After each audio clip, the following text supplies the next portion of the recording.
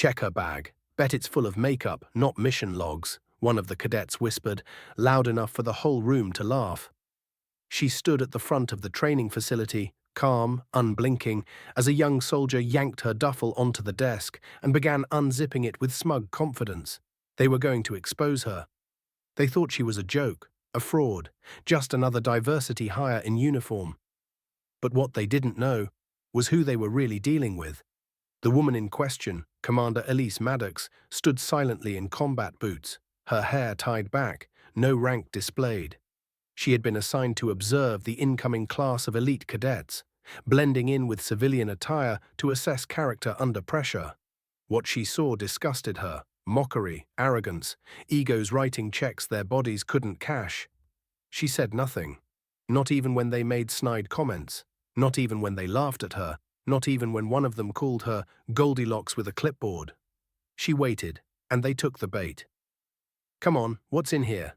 the lead cadet, Brock, said, pulling gear from the bag like it was a school locker. "Lip gloss? Hairspray?"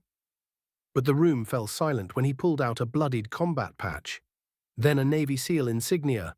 Then the battered ID card of a fallen soldier. Brock froze. His smirk faded. Slowly, one by one, the cadets stepped closer and stared as he unpacked rows of classified mission folders, challenge coins, dog tags, and something they all recognized instantly: a Fleet Admiral's pin. "What the hell?" someone whispered. At that exact moment, the doors swung open and Captain Reynolds walked in. The chatter ceased. Eyes snapped to attention. He glanced at the chaos on the desk, then turned to Elise, who hadn't moved an inch. His eyes widened. And then he saluted. "Fleet Admiral Maddox, I wasn't informed of your early arrival." Dead silence. Brock's hands were still inside her bag, his face drained of color. Elise finally spoke, her voice calm, direct, and controlled, like the crack of a sniper shot. "You were told to evaluate leadership under pressure. Instead, you chose to humiliate someone you misjudged. That's not leadership. That's cowardice." You could hear hearts pounding in the stillness. Cadets who had laughed now looked like children caught stealing. Elise didn't raise her voice. She didn't have to.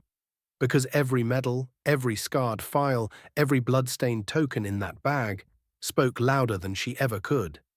Flashback to 10 years earlier. Elise stormed through enemy territory in Kandahar, carrying a wounded SEAL twice her size on her back. She'd refused extraction until her team was safe. She had been decorated, debriefed, and forgotten. By the media, by politics, by the very system she'd bled for, but not by the men and women who knew war, who knew sacrifice, who knew her, and now here she was again, different battlefield. Same mission.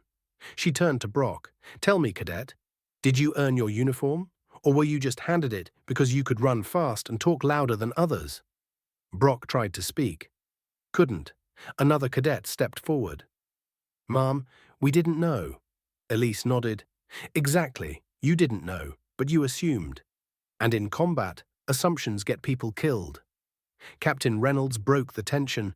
Fleet Admiral Maddox was the first female SEAL ever promoted to this rank. She's led over 48 operations, all blacklisted. The reason you haven't heard of her is because you weren't cleared to. The shame hit harder than a punch. One by one, the cadets straightened their posture, their eyes lowered. Elise zipped up her bag slowly, slung it over her shoulder, and walked toward the door. But before leaving, she turned once more. "I'll see you all at 400 tomorrow, and don't bother bringing your egos. They won't survive my drills." Then she walked out, and this time, every cadet saluted. Not because they had to, because they wanted to. That's what respect earned the hard way looks like. Never underestimate someone based on appearance. The quietest soldier might carry the loudest victories. And the person you mock today might be the one writing your evaluation tomorrow. Before we end this story, let us know in the comment, where are you watching from?